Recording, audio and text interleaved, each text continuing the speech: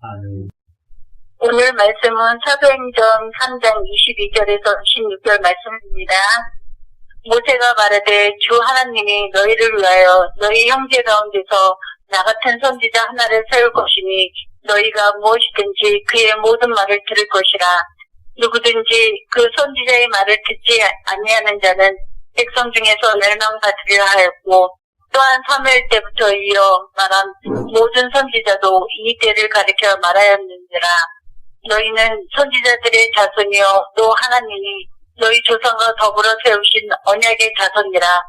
아브라함에게 이르시기를 땅 위의 모든 족속이 너희 씨로 말미암아 복을 받으리라 하셨으니 하나님이 그 종을 세워 복 주시려고 너희에게 먼저 보내사 너희로 하여금 돌이켜 각각 그 악함을 버리게 하셨느니라. 아멘. 아멘. 사도행전 강의 17번째 시간입니다. 오늘은 사도행전 3장 22절로 26절의 말씀으로 가지고 소원 성취라는 제목으로 함께 나누기를 원합니다. 부제목은 그 종을 세워 복 주시려고. 아마 주보에는 성취라고 나갔을 텐데요. 제가 소원 성취라고 마지막에 제목을 바꿨습니다. 설날 되면, 한국의 설날이나 미국의 뉴 이어 데이가 되면 많은 사람들이 자신들의 소원을 빕니다. 한마디로 소원 성취를 위한 기도를 하게 되죠.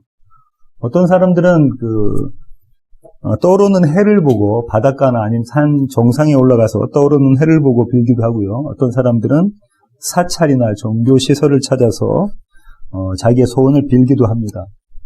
대체적으로 소원이라는 것이 무엇인가 하면 대학을 입학하는 것, 좋은 대학에 입학하는 것, 좋은 직장을 갖게 되는 것, 또 사업이 잘 되는 것, 또 결혼하는 것, 또 건강하게 사는 것, 병이 낫는 것, 이런 등의 개인적인 소원을 빌게 되죠.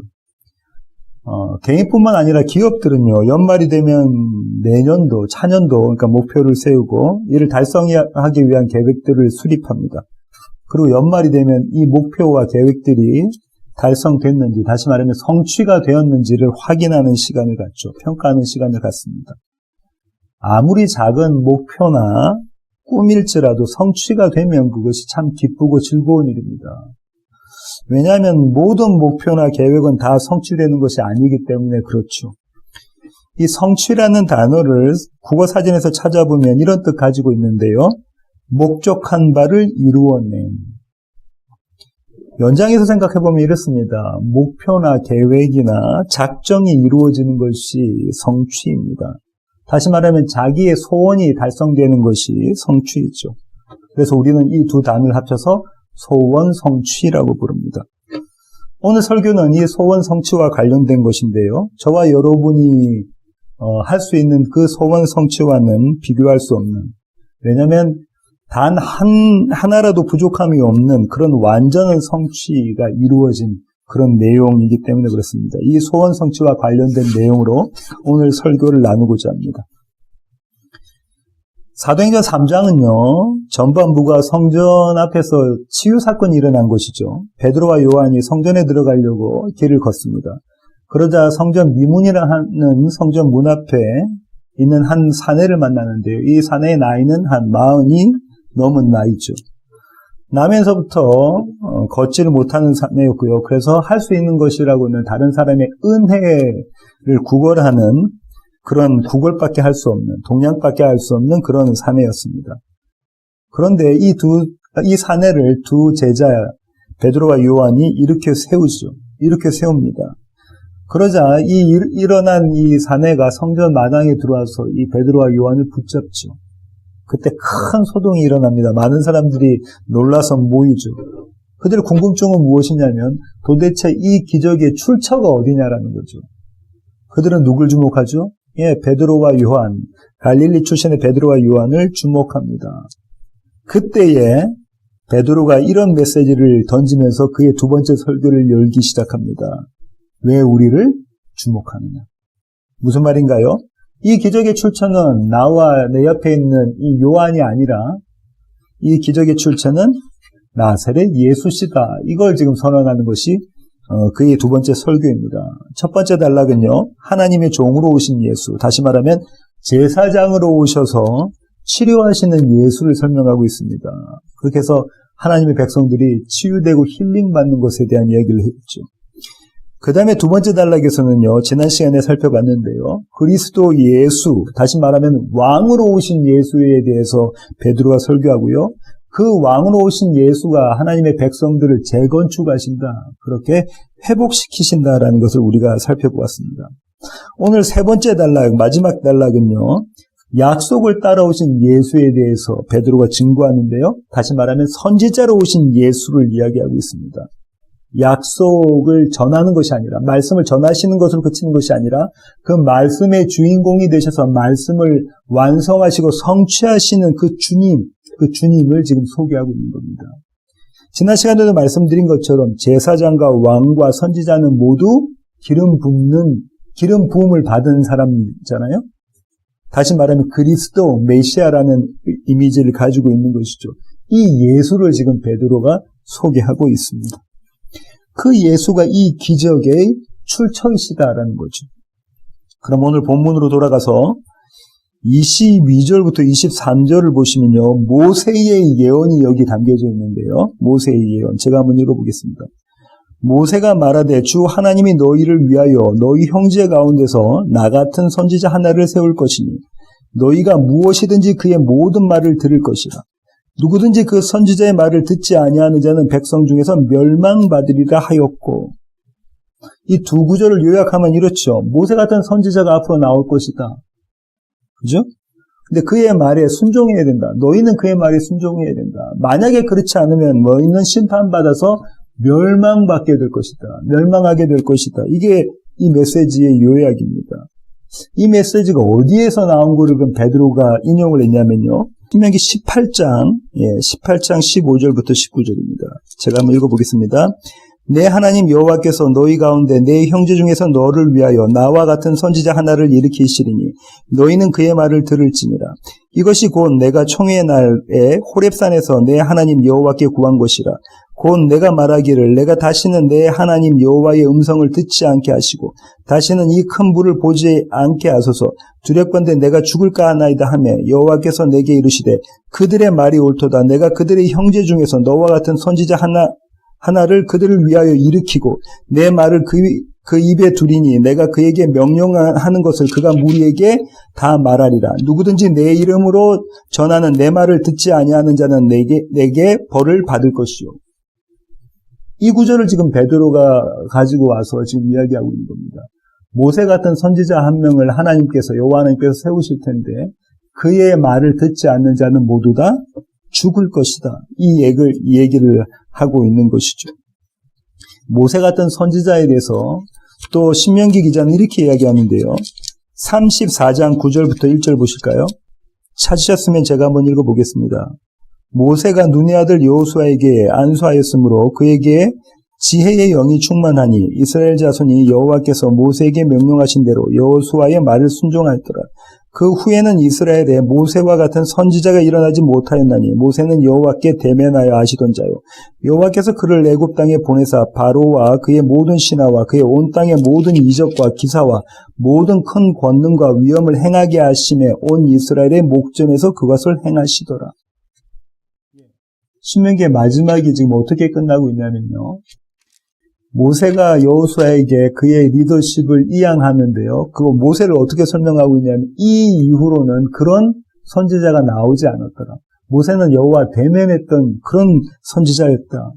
하나님께서 이루시는 구원의 기적의 그 중심에 있었던, 그 앞에 있었던 그 자가 바로 모세인데 지금까지 그런 선지자가 나오지 않았다라고 이야기하고 있죠. 모세오경의 맨 마지막이 이렇게 끝을 맺고 있습니다. 이 얘기는 뭐냐면요. 온 이스라엘이, 온 유대가 어떻다는 거죠? 두 번째로 오는 이 모세, 이 메시아, 이 그리스도를 모두 다 기다리고 있었다는 거예요. 손꼽아 그날을 기다리고 있었다. 이 두 번째로 온 모세를 기다리고 있었다. 그 선지자라는 거예요. 그래서 성경에서 나오는, 구약이나 신약에서 나오는 그 선지자, 더 프라핏이라고 나는 이 모세 이후로 오는 두 번째 선지자, 메시아 그리스도를 이야기하고 있는 겁니다. 근데 그 선지자에 대해서요, 사람들은 어떻게 이야기하고 있냐면요. 요한복음으로 가실까요? 요한복음 6장 14절입니다. 요한복음 6장 14절. 찾으셨으면 제가 한번 읽어보겠습니다. 그 사람들이 예수께서 행하신 이 표적을 보고 말하되 이는 참으로 세상에 오실 그 선지자라 하더라. 그러므로 예수께서 그들이 와서 자기를 억지로 붙들어 임금으로 삼으려는 줄 아시고 다시 혼자 산으로 떠나가시니라. 여기 그 선지자가 나왔잖아요. 더 프라핏. 그 선지자가 지금 신명기서에 이야기하고 있는 그 선지자라는 거예요. 그리스도 두 번째 모세로 오시는 그 선지자. 지금 이 사건이 어떤 사건이냐면요. 사람들이 먹을 것이 없을 때 오병이어의 기적을 예수님께서 베푸십니다. 물고기 2마리와 보리떡 5개를 가지고 엄청난 5,000명의 그 사람들을 먹이시잖아요. 그러고 난 다음에 지금 사람들이 이 기적을 경험하고 난 다음에 이제 우리의 그리스도가 오셨다, 우리의 왕이 오셨다, 메시아가 오셨다라고 이야기하고 그분을 왕으로 삼으려고 하는 거예요. 세상의 왕으로 삼으려고 하는 이 사건인데 이만큼 그 선지자를 지금 이스라엘 사람들이 기다리고 있었다는 거죠. 한 군데만 더 볼까요? 같은 요한복음 7장 40절부터 41절입니다. 이 말씀을 들은 무리 중에서 어떤 사람은 이 사람이 참으로 그 선지자라 하며 어떤 사람은 그리스도라 하며 어떤 이들은 그리스도가 어찌 갈릴리에서 나오겠느냐 이렇게 이야기하는 거죠. 사람들이 왜 그분을 그 선지자라고 하냐면 그분이 지금 설교를 하셨는데 지금까지 듣지도 보지도 못했던 그런 설교의 내용인 거예요.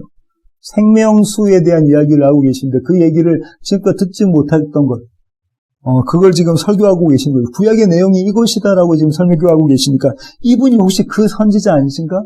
하나님의 말씀을 담으신 마지막에 오시기로 하셨던 그 선지자 아니신가? 이렇게 이야기하죠.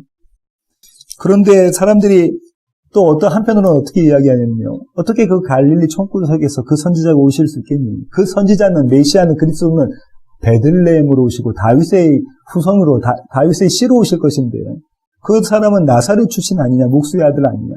그럴 리가 없다라고 이렇게 평가하고 있는 것이죠. 여기까지가 모세의 예언, 모세가 하나님의 말씀을 담은 것에 대한 이야기입니다. 베드로가 지금 그것을 이야기한 거예요. 이 선지자, 너희들이 그렇게 기다렸던 그 선지자가 바로 이 나사렛 예수 그리스도이시다. 이렇게 지금 베드로가 이야기하고 있습니다. 그 다음에요, 사무엘과 또 다른 모든 선지자들이 담은 하나님의 말씀은 어떤 것이냐면요. 다시 사도행전 3장으로 오셔서 24절 한번 보실까요? 또한 사무엘 때부터 이어 말한 모든 선지자도 이때를 가리켜 말하였느니라. 여기 이때라는 단어가 복수형입니다. 국어 성경에는, 한글 성경에는 구분이 안 되는데 복수고요. 다시 제대로 번역하자면 이 날들이 되죠. 이 날들. 그러니까 주님 오시고 나서 그 이후의 모든 시간, 주님이 다시 오시는 그 재림까지 모든 시간이 이 날이 됩니다. 이때가 되는데요. 사무엘상 3장 19절 한번 보실까요? 사무엘상 3장 19절부터 제가 읽어보겠습니다. 사무엘이 자라매 여호와께서 그와 함께 계셔서 그의 말이 하나도 땅에 떨어지지 않게 하시니 단에서부터 부엘세바까지 온 이스라엘이 사무엘은 여호와의 선지자로 세우심을 입은 줄 알았더라. 여호와께서 실로에서 다시 나타나시되 여호와께서 실로에서 여호와의 말씀으로 사무엘에게 자기를 나타내시니라. 사무엘의 말이 온 이스라엘에 전파되니라. 지금 뭐라고 여호와께서 사무엘을 만나주시냐면 하나님의 말씀으로 만나주신다라고 하죠. 하나님의 말씀으로 만나주신다. 그 사무엘의 말이 다시 말하면 사무엘의 말이 아니라 사무엘의 입술에 담긴 하나님의 말씀이 온 이스라엘에 전파된다는 거죠. 그러면 이 사무엘을 비롯한 모든 선지자들의 입술에 담긴 그 말씀, 다시 말하면 이 구약의 이 모든 말씀이 무엇 이야기하는 겁니까? 누가복음 24장 44절로 가보실까요? 누가복음 24장 44절 찾으신 줄 알고 제가 읽어보겠습니다. 또 이르시되 내가 너희와 함께 있을 때에 너희에게 말한 바 곧 모세의 율법과 선지자의 글과 시편에 나를 가리켜 기록된 모든 것이 이루어져야 하리라 한 말이 이것이라 하시고, 주님 뭐라고 말씀하시냐면 이렇게 말씀하고 계시죠. 나를 가리킨 것이다. 구약의 모든 기록들은, 하나님의 말씀들은, 그 약속들은 지금 나를 가리킨 것이고, 나의 십자가 사건을 가리킨 것이고, 나의 부활을 가리킨 것이고 나의 승천과 나의 재림을 가리킨 것이다. 이렇게 지금 말씀하고 계시네요. 한 군데 더 보겠습니다. 요한복음 5장 39절입니다. 39절부터 40절까지 읽겠는데요. 너희가 성경에서 영생을 얻는 줄 생각하고 성경을 연구하거니와 이 성경이 곧 내게 대하여 증언하는 것이니라.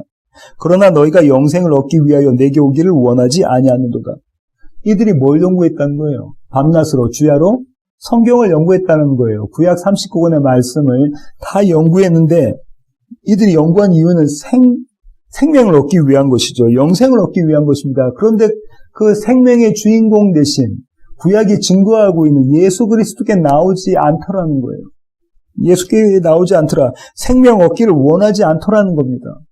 그들이 원하는 생명과 하나님이 주시는 생명이 다른 거죠. 그들이 원하는 생명과 하나님이 주시는 생명이 다르다는 것을 알 수 있습니다. 그래서 지금 베드로가 사무엘로 때부터 모든 선지자들이 증거했던 예수 그리스도가 지금 이 내용을 다 담고 있는 것입니다. 다시 오늘 본문인 사도행전 3장으로 가셨어요. 이번에는 세 번째 예언이 아브라함의 입에 담긴 하나님의 말씀을 한번 보시겠는데요. 25절입니다. 사도행전 3장 25절. 너희는 선지자들의 자손이요 또 하나님이 너희 조상과 더불어 세우신 언약의 자손이라. 아브라함에게 이르시기를 땅 위의 모든 족속이 너희의 씨로 말미암아 복을 받으리라 하셨으니. 너희는 누구의 자손이라고 베드로가 지금 이스라엘 사람들에게 이야기하죠? 너희는 선지자들의 자손. 이 선지자 모세와 사무엘과 모든 선지자들의 자손이다. 그리고 너희는 언약, 약속의 자손이다. 이렇게 이야기하고 있죠. 출애굽기 19장 3절로 6절 보시겠습니다. 출애굽기 19장 3절로 6절. 이것이 여호와 하나님께서 여호와라는 이름을 주시며 이스라엘에게 하나님과 그들의 관계에 대해서 그리고 그 약속에 대해서 주시는 말씀인데요. 제가 한번 읽어보겠습니다. 모세가 하나님 앞에 올라가니 여호와께서 산에서 그를 불러 말씀하시되 너는 이같이 야곱의 집에 말하고 이스라엘 자손들에게 말하라. 내가 애굽 사람에게 어떻게 행하였은가. 내가 어떻게 독수리 날개로 너희를 업어 내게로 인도하였음을 너희가 보았느니라. 세계가 다 내게 속하였나니 너희가 내 말을 잘 듣고 내 언약을 지키면 너희는 모든 민족 중에서 내 소유가 되겠고 너희가 내게 대하여 제사장 나라가 되며 거룩한 백성이 되리라. 너는 이 말을 이스라엘 자손에게 전할지니라. 이것이 하나님께서 이스라엘에게 주신 약속이라고요. 뭐라고요? 내가 너에게 준 이 명령, 이 계명, 나의 이 말씀을 너희가 잘 지켜내면 너희는 나의 백성이 되고 나는 너희의 하나님이 될 것이다. 너희는 거룩한 제사장의 나라가 될 것이다. 너는 나의 거룩한 백성이 될 것이다. 이렇게 주님 말씀하고 계시잖아요. 이 말씀을 받은 이스라엘이 어떻게 반응했는지 보실까요? 그 다음 7절과 8절입니다. 모세가 내려와서 백성의 장로들을 불러 여호와께서 자기에게 명령하신 그 모든 말씀을 그들 앞에 진술하니 백성이 일제히 응답하여 이르되 여호와께서 명령하신 대로 우리가 다 행하리이다. 이제 산에서 모세가 내려와서 이스라엘 백성에게 이야기합니다. 주님이 이런 말씀하셨다. 주님이 이런 말씀하셨어. 너희가 그 기적들을 다 보지 않았니? 애굽에서의 10가지 재앙 그 기적을 보고 너희가 경험하지 않니? 몸으로 경험하지 않았니? 그 홍해를 건넌 거 경험하지 않았니? 그 하나님께서 너희에게 주신 이 계명을 너희가 다 지켜내면 너희는 나의 백성이 되고 나는 너희의 영원한 하나님이 될 것이다라고 주님께서 말씀을 해주셨다. 이렇게 모세가 이스라엘 백성들에게 이야기하죠. 그때 이스라엘 백성이 뭐라고 이야기한다고요? 일제히 응답하여. 단 한 명의 예외 없이 큰 소리로 대답한다는 겁니다. 어떻게 반응한다는 겁니까? 여호와께서 명령하신 대로 우리가 다 행하겠습니다. 주님의 그 명령을 우리가 다 따르겠습니다라고 그렇게 이야기하죠. 사실 그들은 그렇게 해서 주님 앞에 명령을 따른다고 여러 규칙들을 만들어가면서 율법을 만들어갔으면 그 율법을 지켜냅니다. 그렇죠? 그런데 보실까요? 이렇게 고백했던 이들이 어떻게 되냐면요. 40일이 지나서 40일 동안 모세가 보이지 않자 어떻게 반응하냐면 이렇게 반응을 하죠. 뭐 어떻게 반응하는가 한번 보실까요? 출애굽기 32장으로 가시겠습니다. 출애굽기 32장 1절 보실까요? 백성이 모세가 산에서 내려옴이 더딤을 보고 모여 백성이 아론에게 이르러 말하되 일어나라 우리를 위하여 우리를 인도할 신을 만들라. 이 모세 곧 우리를 애굽 땅에서 인도하여 낸 사람은 어찌 되었는지 알지 못하니라. 40일 전에 어떻게 반응했다고요? 주님 말씀하신 거 우리가 다 지키겠습니다. 모두 일제히 소리 높여 그렇게 맹세했었는데 40일 동안 모세가 보이지 않자 지금 이 반응을 보입니다. 그 모세가 보이지 않으니 우리를 위해서 그 여호와를 만들어내라라고 모세의 형 아론에게 이야기를 하죠. 그렇게 요청을 합니다. 이들이 선지자들의 자손, 언약의 자손이라는 것에 대한 배경인 거예요. 이게 이스라엘의 모습이라는 것이죠. 이것이 그들의 믿음의 모습이라는 겁니다. 그들의 실력이라는 거죠. 그런데 베드로는요, 이 얘기를 하고 난 다음에 아브라함이 받은 복, 그가 받은 약속에 대한 이야기를 하는데요. 창세기 22장 17절로 18절 보시겠습니다. 창세기 22장 17절로 18절입니다. 찾으셨으면 제가 한번 읽어보겠습니다. 내가 내게 큰 복을 주고 내 씨가 크게 번성하여 하늘의 별과 같고 바닷가의 모래와 같게 하리니 내 씨가 그 대적의 성문을 차지하리라. 또 내 씨로 말미암아 천하 만민이 복을 받으리니 이는 내가 나의 말을 준행하였음이니라 하셨다 아니라. 여기서도 준행이라는 거 이야기가 나옵니다. 그렇죠? 근데 이미 아시다시피 아브라함과 사라는 하나님의 말씀을 준행하지 않았어요. 그 말씀 지키지 않았습니다. 근데 주님 지금 말씀하고 계시는 거예요. 여호와 하나님께서. 네가 내 말씀을, 나 약속을 네가 지켜냈어. 내가 너에게 복 줄게. 그 복이 씨다라고 이야기하고 계십니다. 그러면서 뭐 어떤 단어들이 나오냐면요. 번성 이런 단어가 나오죠. 번창 이런 단어들이 나옵니다. 그렇죠? 생육 이런 단어들이 나오죠. 한 군데 더 찾아볼까요? 창세기 26장 4절입니다. 창세기 26장 4절. 여기서는요, 이 번성을 좀 더 눈에 보일 수 있는 그 모습으로 그리고 있는데요. 제가 읽어보겠습니다. 내 자손을 하늘의 별과 같이 번성하게 하며 이 모든 땅을 내 자손에게 주리니 내 자손으로 말미암아 천하 만민이 복을 받으리라. 하늘의 뭘처럼요? 별처럼. 또 다른 구절엔 바닷가에 모래알처럼, 해변의 모래알처럼 어마어마하게 주신다는 거죠. 뭐를요? 이 자손을 그렇게 주신다는 겁니다. 그죠? 자손을 그렇게 주신다는 겁니다. 여기서 우리는 이 번성의 의미를 좀 제대로 알 필요가 있는데요. 우리는 이런 구절들로 보면 어떻게 생각하냐면 수적으로 양적인 개념으로 생각합니다. 이스라엘이 그렇게 번성할 것이다라고 생각하죠. 예, 맞습니다. 표면적으로 맞고요. 역사적으로도 그 얘기가 맞습니다. 근데 이 씨와 번성은요, 신학적으로 보면 조금 다르게 해석을 해야 되는데요. 갈라디아서 3장 15절입니다. 갈라디아서 3장 15절. 형제들아 내가 사람의 예대로 말하느니 사람의 언약이라도 정한 후에는 아무도 폐하거나 더하거나 하지 못하느니라.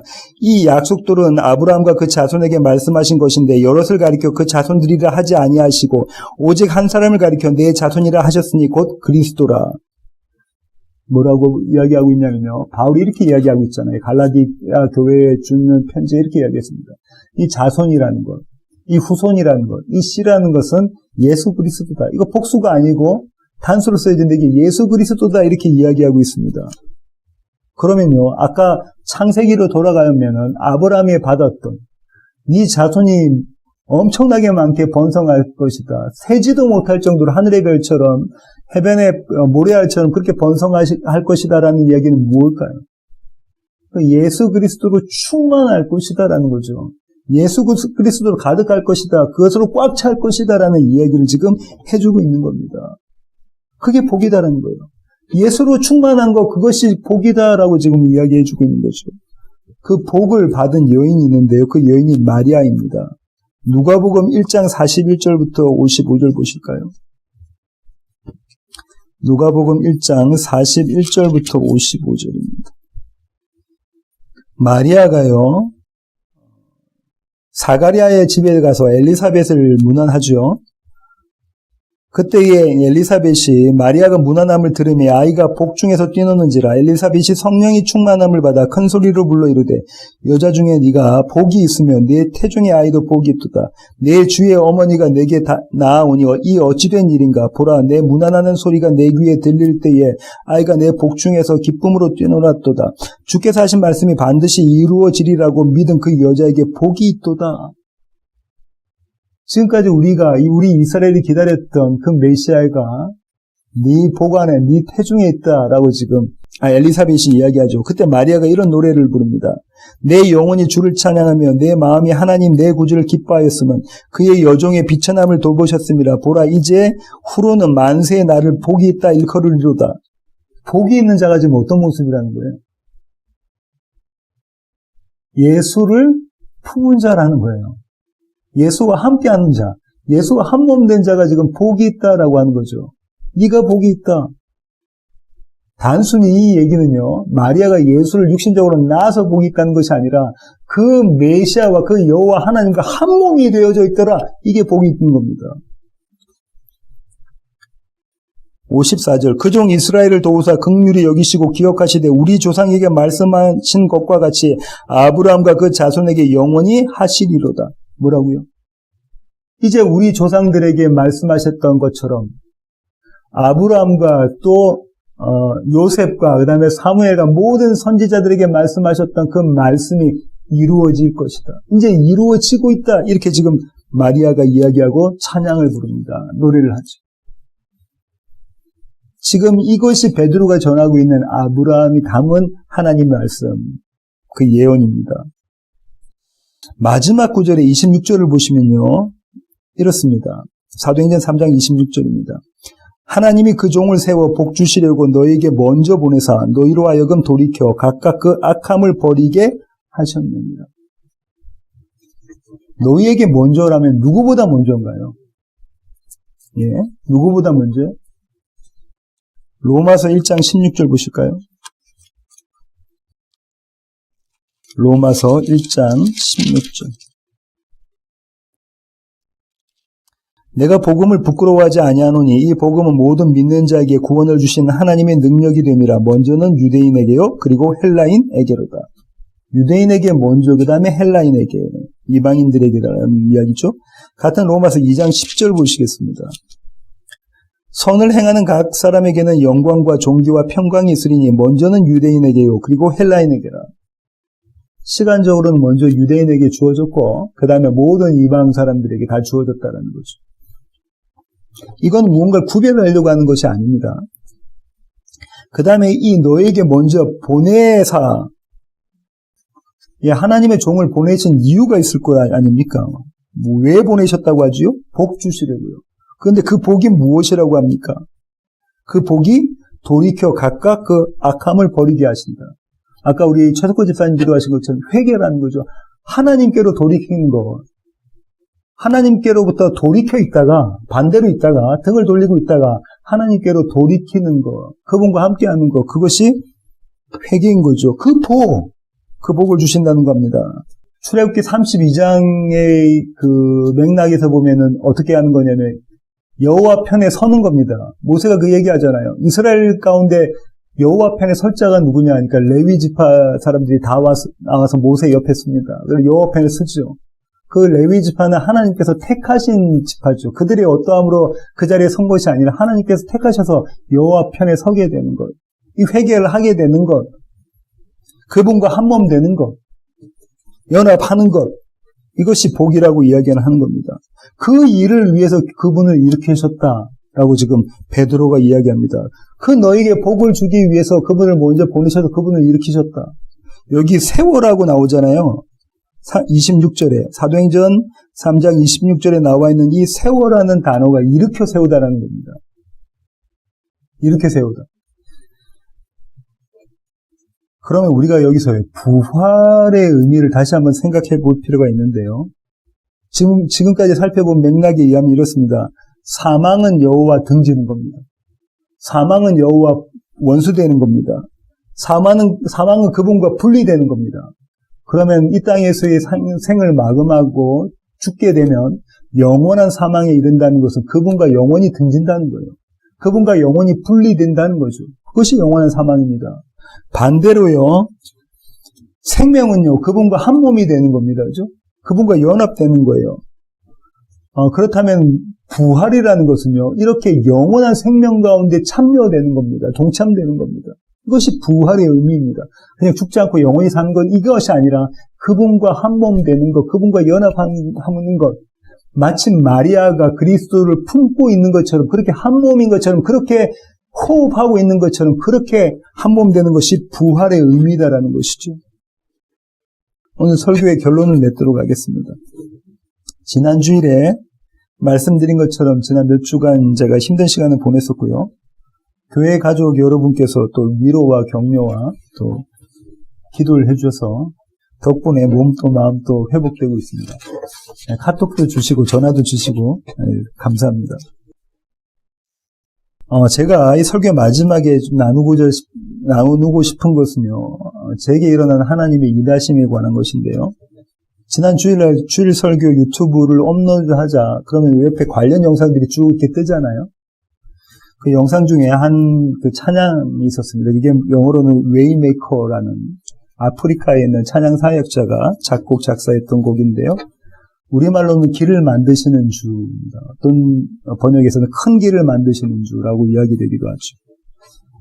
저는 아시다시피 사흘 동안 이 아침 묵상을 밴드에 올리면서 이 찬양을 링크를 내서 여러분과 함께 나누었습니다.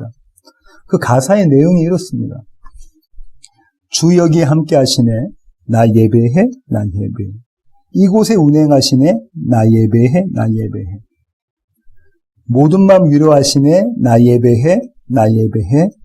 상한 자 치유하시네, 나 예배해, 나 예배해. 주 여기 역사하시네, 나 예배해, 나 예배해. 죄인을 돌이키시네, 나 예배해, 나 예배해. 눈먼 자 보게 하시네, 나 예배해, 나 예배해. 교회에 세임 주시네, 나 예배해, 나 예배해. 그는 세기를 만드시는 주, 큰 기적을 행하시는 주, 그는 나의 하나님. 약속을 이루시는 주, 어둠 속에 빛이 되시네, 그는 나의 하나님. 비록 내게 보이지 않아도, 비록 내게 느껴지지 않아도 하나님은 멈추시지 않네, 하나님은 새 일을 행하시네, 그는 나의 하나님. 이 찬양을 이렇게 제가 듣고 따라 부르는데 막 눈물이 쏟아지는 겁니다. 왜냐하면 구약과 신약에 있는 모든 그 장면이 이미지로 막 이렇게 겹치는 거예요. 주 여기에 함께 하시네. 이렇게 시작했던 복음서가 어디죠? 마태복음입니다. 임마누엘의 하나님, 주 여기 함께 하시네. 이곳에 운행하시네. 창세기 1장에 나오는 이곳에서 운행하고 계시는, 이곳에서 일하고 계시는 그 하나님. 모든 마음을 위로하시고 상한 자를 치유하시는 것. 시편에 나오죠. 이사야서에 나오죠. 예레미야서에 나오죠. 에가서에 나오죠. 죄인을 돌이키시는 하나님, 호세아서에서 나오고 눈먼 자를 보게 하시는 하나님, 여러 복음서에서 이 기적이 나옵니다. 교회에 세움 주시는 하나님, 바울 서신을 비롯한 여러 서신에서 교회에 힘을 주시는 그 하나님에 대한 이야기를 하고 있죠. 그는 새 길을 만드시는 주입니다. 이 새 길이 어떤 길인 줄 잘 아시죠? 원래 없던 길입니다. 원래 없었던 길이에요. 홍해를 이야기하고 있는 겁니다. 홍해는 사망의 바다죠. 그 사망의 바다라는 건 우리가 어떻게 알 수 있죠? 모든 애굽 사람이 바로를 비롯한 모든 애굽 사람들이 거기서 빠져 죽었잖아요. 그 홍해에, 그 사망의 바다에 새 길을 여시는 그 하나님. 그래서 마땅히 죽어야 될, 애굽과 똑같이 마땅히 죽어야 될 그 바다에서, 그 사망에서 건져냄을 당한 이스라엘, 그 얘기하고 있습니다. 큰 기적을 이루시는 하나님은 어떤 하나님입니까? 애굽이 하나님이라고 믿고 있었던 그 10가지 하나님을 모두 다 물리치시며, 순서대로 모두 다 물리치시며, 그들이 하나님이 아니라 내가 너희의 하나님이야를 보여주셨던 그 하나님, 그 하나님의 약속을 이루시는, 오늘 본문의 말씀, 그 당신이 하신 그 약속을 이루시는 그 하나님이고, 그 하나님이 어둠 속에 빛을 비추시는 그 하나님이시다. 너희가 어둠 속에 가운데 있는데 그 어둠 가운데 빛이 비춰지는 그 하나님, 예레미야 선지자는 그 얘기를 하고 있잖아요. 비록 내게 보이지 않아도, 비록 내게 느껴지지 않아도, 우리는 느끼지 못하고 보이지 못하는데요. 그냥 우리가 눈으로 안 보이고 느껴지지 않는다, 이 정도가 아닙니다. 우리의 반응은 어떤 것이라고요? 모세가 보이지 않자 40일 동안 모세가 보이지 않았어요. 그러자 어떡하죠?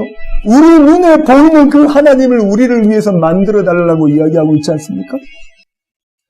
우리 눈에 보이는 그 하나님을 만들어줘. 우리는요, 그냥 우리가 비록 보이지 않고 비록 느껴지지 않고 그냥 내가 못 느낀다 정도가 아니고요. 우리 눈에 보이는 하나님을 만들어줘 하면서 하나님과 등지는 모습이 우리의 모습이라고요. 그게 우리의 믿음의 실력이라고요.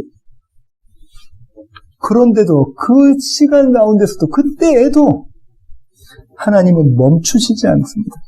하나님은 새 일을 행하십니다. 영어로 보면 이렇습니다. You never stop, you never stop working. You never stop, you never stop working. 어떤 주님의 그 말씀이 떠오르십니까? 아버지께서 이제까지 일하시니 나도 일한다. 주님이 이제까지 일하시니, 아버지께서 이제까지 일하시니 나도 나의 일함을 멈추지 않는다. Never stop. Never stop working이라고 지금 이 기사가 이야기를 하고 있네요. 그런 하나님이 나의 하나님이라고. 그런 하나님이 나의 하나님이라고. 나는 너희의 하나님이 되고 너희는 나의 백성이 되리라. 이 약속을 지켜내시는 이 하나님. 주 여기 함께 하신 그 이유가 뭐죠? 주님이 여기 함께 하시는 이유가 무엇입니까? 당신의 약속을 이루시기 위해서, 다시 말하면 소원 성취를, 그분의 소원 성취를 위해서 지금 우리와 함께 하신다고 하십니다. 그분의 계획과 작정과 목적을 성취하시기 위해서 창세전에 예수 그리스도 안에서 택하신 자들을 그분 앞에서 거룩하고 흠이 없는 구별된 자들로 만들어내시기 위해서. 근데 그 약속의 대상이 어떤 자들이었다고요? 조금 전에 살펴봤잖아요. 백성들이 일제히 응답하여 내가 그 하나님의 말씀을 지키겠습니다. 그렇게 호언장담하고서는 황금 송아지를 만들었던 그 이스라엘 가운데 일하고 계시는 그 하나님이라는 거예요. 베드로가 지금 이 설교하고 있는 겁니다. 이스라엘들을 향해서. 누구보다도 그걸 절실히 깨닫는 베드로가 이 설교하고 있는 거예요. 베드로가 뭐라고 이야기했습니까? 모두가 주를 버릴지라도 나만은 주님 곁에 있어서 죽기까지 내 생명 바쳐서 주님을 따르겠습니다. 라고 이야기했던 그 베드로가 어떻게 했습니까? 맹세하고 저주하고 주를 모른다라고 3번이나 부인했습니다. 다시 말하면 그의 평생의 그의 실력으로는, 그 믿음의 실력으로는 주님을 저주할 수밖에 없고 부인할 수밖에 없고 부정할 수밖에 없다는 거죠. 그 베드로가 지금 이야기하고 있는 거예요. 너희가 나를 주목하고 있지만, 너희가 나를 주목하고 있지만 왜 나를 주목하니? 내가 아니라 예수 그리스도, 나사렛 예수 그리스도가 그 주인공이시고, 그분이 마침내 소원 성취하고 계신다고. 우리의 이런 불가능을 아시는 그분이 지금 일하고 계신다고. 바울은 이 얘기를 이렇게 합니다. 로마서 1장 6절입니다. 너희도 그들 중에서 예수 그리스도의 것으로 부르심을 받은 자니라. 예수 그리스도로 부르심을 받은 자라는 거예요. 예수 그리스도의 것으로, 그분의 것으로, 그분의 소유로 부르심을 받았다고 하네요. 이 하나님의 사랑은요, 누구도 끊을 수가 없습니다. 같은 로마서 8장 38절로 39절 보실까요? 로마서 8장 38절로 39절입니다.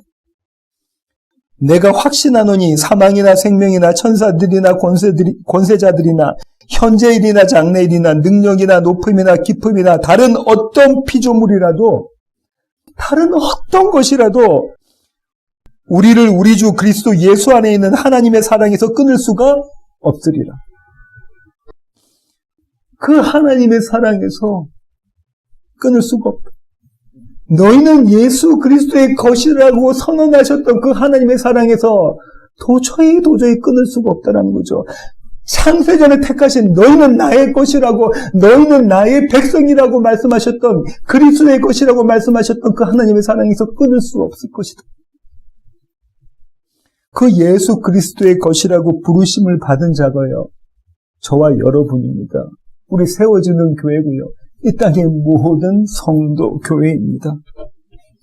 이렇게 여호와 당신의 소원 성취를요, 주님은 이루셨고 앞으로 이루실 것이고요, 지금 이 시간에도 이루어가고 계십니다. 멈추지 않으시는 당신의 그 열심으로, 하나님의 그 열심으로 이 일을 행하십니다. 당신의 소원을 이루어내십니다. 소원 성취하십니다. 이 은혜로 사시는 세워지는 교회 모든 교회 가족 되기를 원합니다. 기도하시겠습니다. 주님, 그렇습니다. 하나님, 우리는 우리가 어떠한지 자인지를 잘 모르고 있다가 주님의 말씀을 통해서 다시 한번 우리의 모습을 바라봅니다. 주님 앞에서 주님의 말씀 모든 명령을 다 지켜내겠느라고 호언장담하고는 얼마지 않아 내가 원하는 나의 모습대로, 내 눈에 보이는 대로 손에 만질 수 있는 하나님을 만들어냈던 자들, 모든 사람들이 주님을 버릴지라도 나만은 주님 곁에 있겠습니다라고 호언장담했던 그 베드로가 주님을 모른다고 3번씩이나 부인했던 그 모습이 우리들의 모습임을 주님, 저희들이 깨닫습니다. 하지만 주님은 이런 우리들을 그대로 내버려 두지 않으시고 우리와 함께 하셔서 우리와 한 몸 되심으로 우리 안에서 하나님의 약속을 성취해 나십니다. 우리에게 복을 주시고 그 복의 주인공 되신 예수 그리스도와 함께 하심으로 하나님을 찬양하게 하십니다. 하나님, 이 은혜로 살아가는 세워지는 교회 모든 교회 가족들에게 주님, 저희들을 붙잡아 주시옵소서. 이제는 우리 주 예수 그리스도의 놀라우신 구원의 은혜와 하늘 아버지의 크고 극진하신 사랑과 우리 안에 내주하셔서 날마다 우리 안에서 하나님의 소원을 성취해 가게 만들어 가시는 성령님의 충만하심이 이제 주님 앞에 머리 숙인 세워지는 교회 모든 교회 가족 머리 위에 이제로부터 영원토록 함께 하시기를 예수 그리스도의 귀하신 이름으로 간절히 축원하옵나이다. 아멘.